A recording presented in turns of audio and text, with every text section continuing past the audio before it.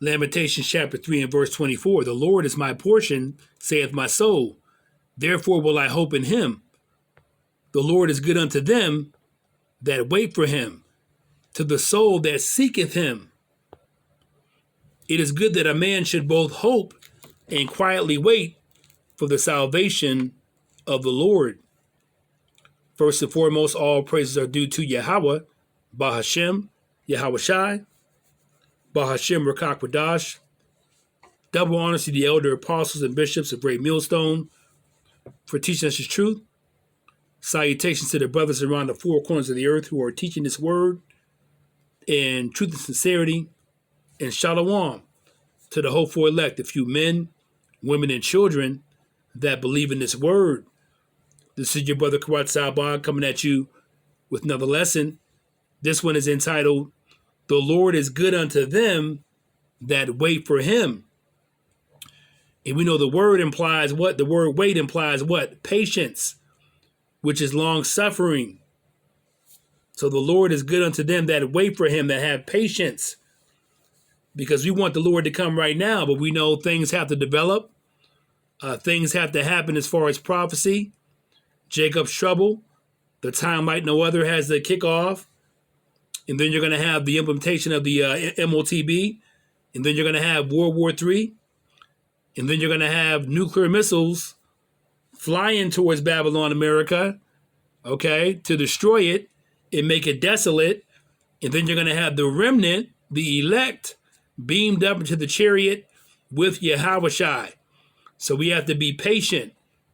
Okay, we're almost at the end, but we still have to have patience. Let's read this again. Lamentations 3, and let's read verse 24. The Lord is my portion, saith my soul. Therefore will I hope in him. The Lord is good unto them that wait for him, to the soul that seeketh him. So we are seeking him through coming back to the Lord, through being born again, through putting off wickedness, through reading this word and believing it, through prayer, through calling upon his name. We are seeking him. It is good that a man should both hope and quietly wait for the salvation of the Lord. The salvation is gonna come via who?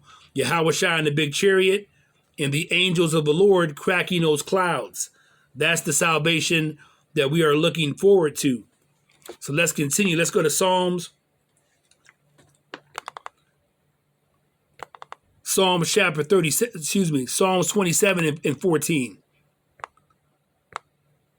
Psalms chapter 27 and verse 14, and it reads, Wait on the Lord, be of good courage, and he shall strengthen thine heart. Wait, I say, on the Lord.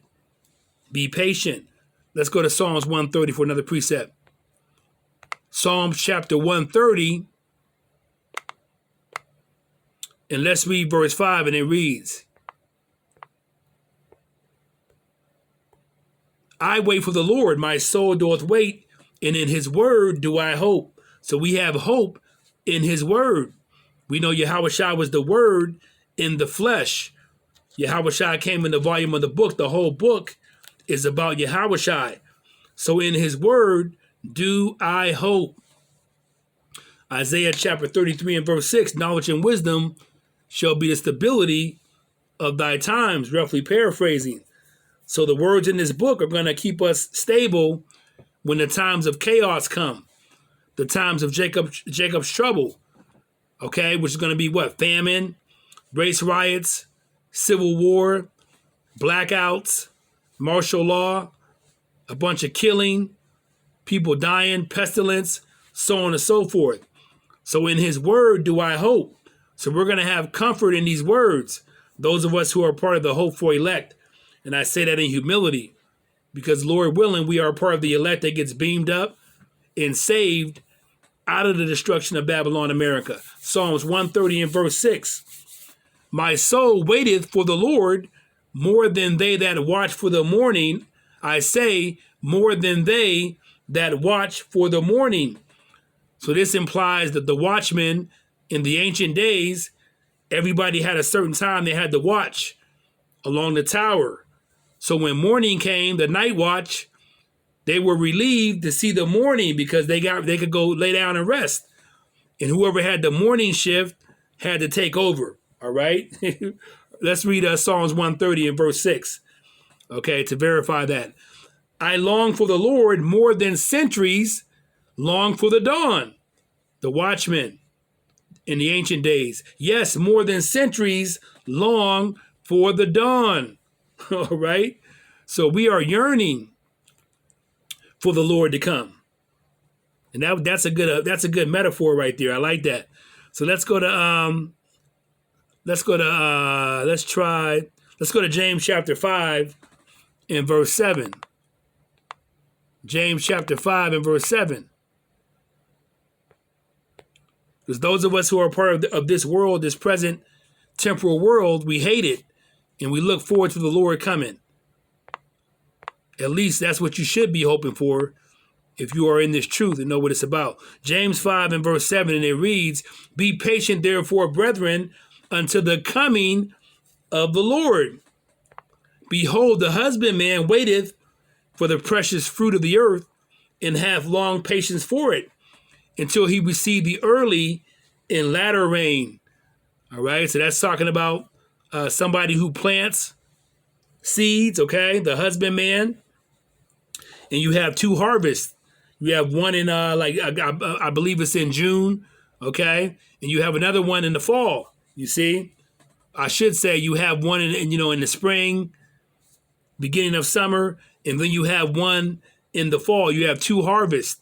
So the husbandman, the man that plants the seeds, all right, he has patience for what? The early rain and the latter rain.